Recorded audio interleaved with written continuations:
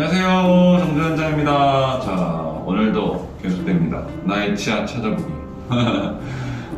이분은 좀 2년 전쯤에 처음 만난 분인데, 앞니가 이제 흔히 말하는 나비 이빨, 그러니까 안쪽으로 이렇게 나와야 되는데 이렇게 들어가 버린 거를 주소로 내원하신 분이에요. 여기가 보기 싫다. 그리고 아래 치아가 좀 삐뚤빼뚤한 걸 붙이고 싶다. 근데 브라켓 교정은 절대 못하겠다 해가지고 오신 분인데, 일단 앞에서 보면은 앞니가 제일 도드라져 보여요. 교정하시는 분들 중에 가장 좀 많이 말씀하시는 분들이 앞니, 어떤 말로 이제 대문니가 좀 틀어져 있거나 이러면은 말하거나 이럴 때 확 보이니까 그런 것 때문에 오시는 분들이 많아요. 그래서 이분 같은 경우는 요게 주저하는데, 사실은 위는 나비 이빨 말고는 솔직히 뭐가 없어요. 그러니까 안으로 이렇게 말려 들어간 거 말고는 크게 뭐가 없는데, 이분은 오히려 본인이 알고는 있었지만 제 입장에서는 위보다 아래가 더 약간은 걱정이 됐던 케이스예요. 그러니까 이게 거의 양쪽 이빨들이 막 45도 이렇게 돌아가 버렸어요. 그러니까 이게 아예 밖으로 나가버리는 건 차라리 쉬워요. 근데 이게 돌아가 있는 거는 사실 교정을 하는 데 있어서 그게 철길이건 인비절라인이건 로테이션, 특히 이제 돌아가 있는 걸 아래 치아를 붙이는 거는 치아가 워낙 작기 때문에 힘을 줄 수 있는 면적이 작아요. 그래서 훨씬 더 어려운 케이스였고, 일단은 이분은 그리고 또 교합이 안 맞았어요. 그래서 보시면은 그 위에 요 송곳니가 조금 그 위에 치아들이 전반적으로 앞으로 이렇게 나가 있으신 분이어서 어떻게 제가 이제 치료 계획을 1차 계획을 세웠는지 한번 볼게요. 일단 가장 먼저 장치의 개수는 43개, 43개. 그리고 한 10개월 플러스 마이너스 정도 나왔어요.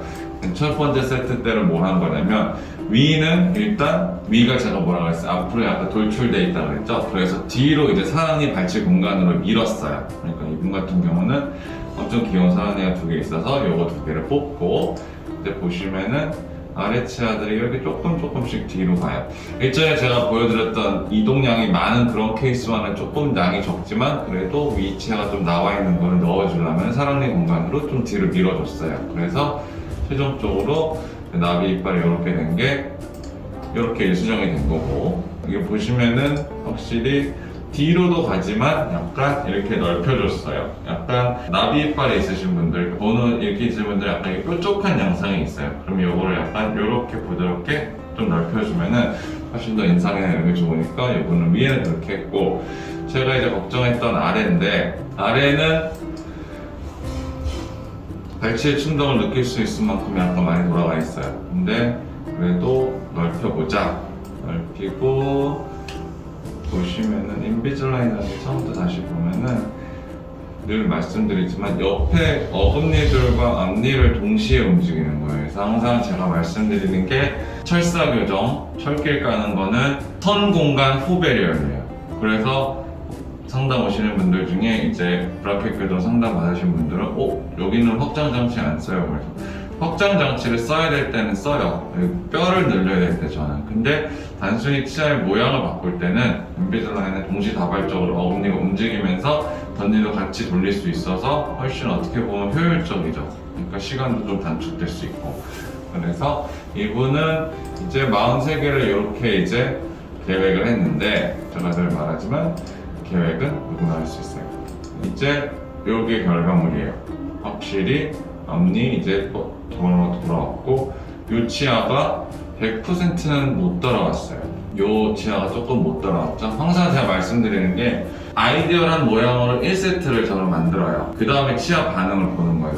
제 몸이 다르고 환자분 몸이 다르듯이 똑같은 힘을 줘도 어떤 치아는 많이 돌아가고 어떤 치아는 좀 못 따라와요. 물론 거기에 환자분이 얼마나 열심히 끼셨나 그런 것도 분명히 이제 어떤 변수를 작용하지만, 1세트는 항상 제가 환자분들한테 말씀드리듯이 모든 걸 다 고치는 게 아니에요. 일단 디테일링은 나중에 해도 되니까 큰 그림을 먼저 그리는 거예요. 이분의 큰 그림은 뭐였어요? 결국에 덧니였고, 덧니를 배열하는 뭐가 필요해요?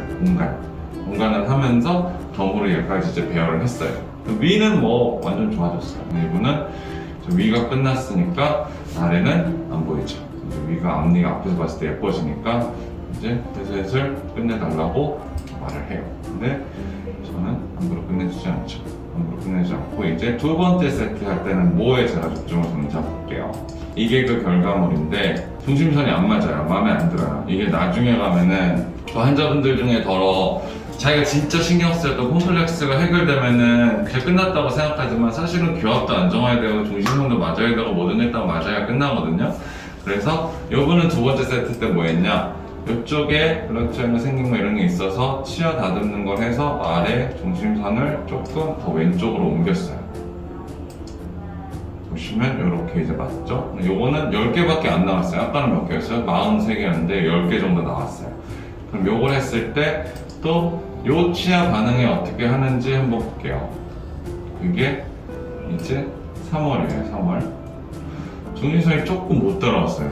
그래서 이때는 환자분이 이제 지금 특성상 말을 많이 하셔가지고 고무줄을 못 낀다 하셔가지고 고무줄을 처방을 안 하고 이때 한번 장치를 어태치먼트를 싹 뗐어요. 싹 떼고 그럼 이번에는 비대칭적으로 고무줄까지 껴서 환자를 겨우 오르고 달래서 하나만 더 하자, 완벽해질 수 있다 해가지고 이제 고무줄 처방을 해서 한 번 더 이쪽으로 밀었어요. 아래 거를 왼쪽으로 이제 더 밀어드렸거든요. 그래서 보시면 이렇게 이제 완벽하게 중심선까지 딱 맞아요. 그러니까 조금의 뭐 10개 정도, 그러니까 총 이분 같은 경우는 3세트 정도 만들었던 것 같아요. 그러니까 보통 제가 인비자라인 할 때 평균적으로 이제 풀 컴프레hen시브 세트를 했을 때 저 같은 경우는 3개가 이제 제일 최고인 것 같아요. 제일 미니멈이고 보통은 3개, 4개쯤에서 끝나고 이제 경우에 따라서 5, 6개 많이 하는 경우가 있는데 결국에는 인비자라인은 될 때까지 할 수 있으니까 계속 하는 게 좋아요. 치아에 그렇게 큰 무리도 안 되고.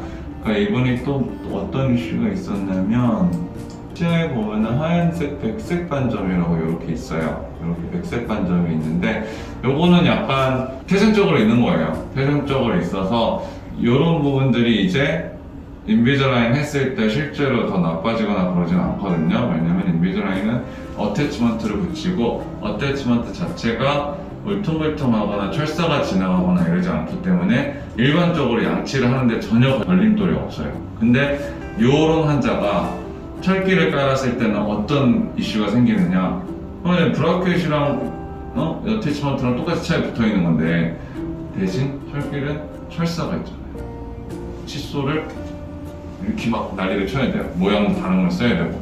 그럴 경우에 더 심해질 수 있어요. 근데 이 환자 같은 경우는 다행히 관리도 잘해주신 부분도 분명히 있지만 인비자라인을 썼기 때문에 이 백색 반점 이런 게 더 도드라지지 않을 수 있어요. 그러니까 이런 것도 어떻게 장치를 선택하는 데 있어서는 하나의 이슈가 될 수 있을 것 같아요. 이분 같은 경우는 그러니까 백색 반점은 미백한다고 없어지진 않아요. 저거는 이제 뭐 레진으로 이렇게 하는 방법밖에 없는데 크게 신경 쓰이지 않는다면은 저는 뭐 딱히 치료하는 걸 권해드리진 않아요. 여기서 나빠지면은 진짜 이제 백색 반점에서 탈해로 가고 탈해가 충치로 가요.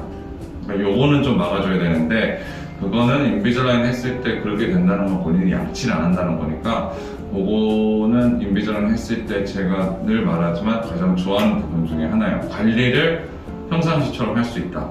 인비자라인에서 충치 생기는 거는 양치를 안 하는 거예요. 브라켓 교정은 저도 인정해요. 저도 해봤기 때문에 진짜 힘들어요. 근데 아무리 치아 이쁘면 뭐예요? 충치 다 생겨요. 그런 부분에서 인비자라인도 장점이 있으니까 그런 부분도 어떤 교정을 함에 있어서 장치 선택에 어떤 도움이 될 수 있었으면 좋겠어요. 자, 오늘은 여기까지 하겠습니다.